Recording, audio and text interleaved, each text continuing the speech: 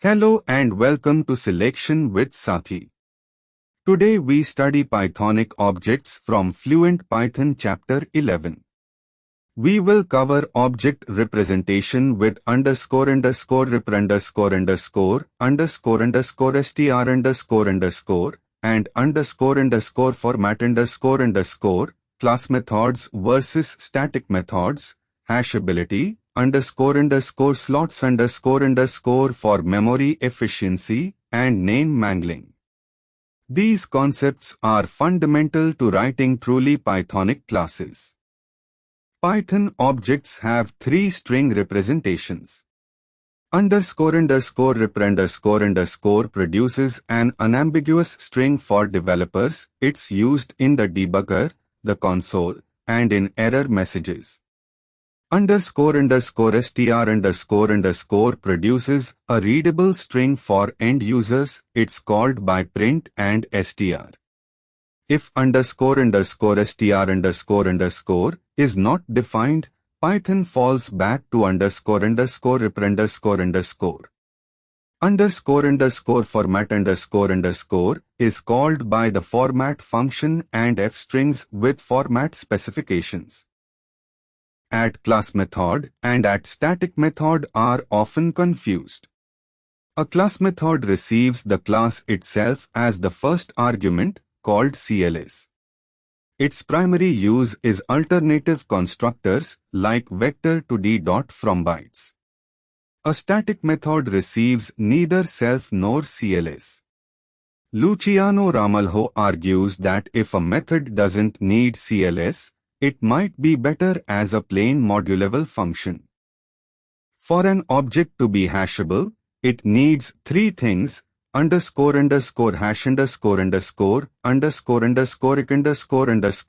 and immutability. The rule is, if A equals B, then hash of A must equal hash of B. If you define but not hash Python sets hash to none, making the object unhashable. It cannot be a dict key or set member. The recommended approach is to XOR the hashes of the components. Slots is a class attribute that replaces the per instance dict with a fixed size tuple. Only attributes listed in slots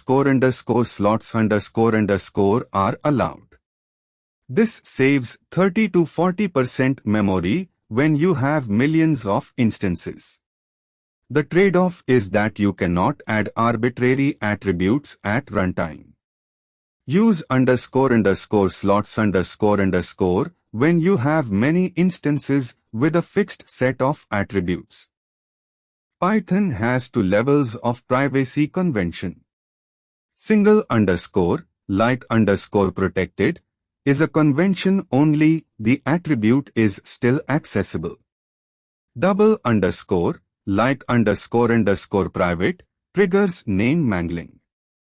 Python renames author to class name author. This is not true privacy. It's designed to prevent accidental attribute conflicts in subclass. Anyone can still access it with the mangled name. Let's build a Vector2d with proper representations. I and it takes x and y, rep returns Vector2d of x, y, unambiguous, suitable for recreating the object. Str returns parentheses x, y, clean and readable for users. Repra of v gives Vector2d 3.0, 4.0. Str of v gives parentheses 3.0, 4.0. The developer sees the full picture, the user sees the clean output. Custom format lets you support special format specs. If the format spec ends with P, we switch to polar coordinates.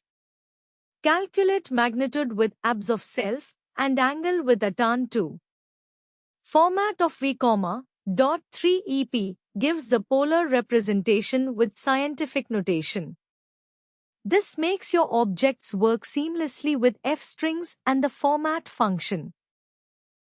Let's measure the memory savings of __slots __.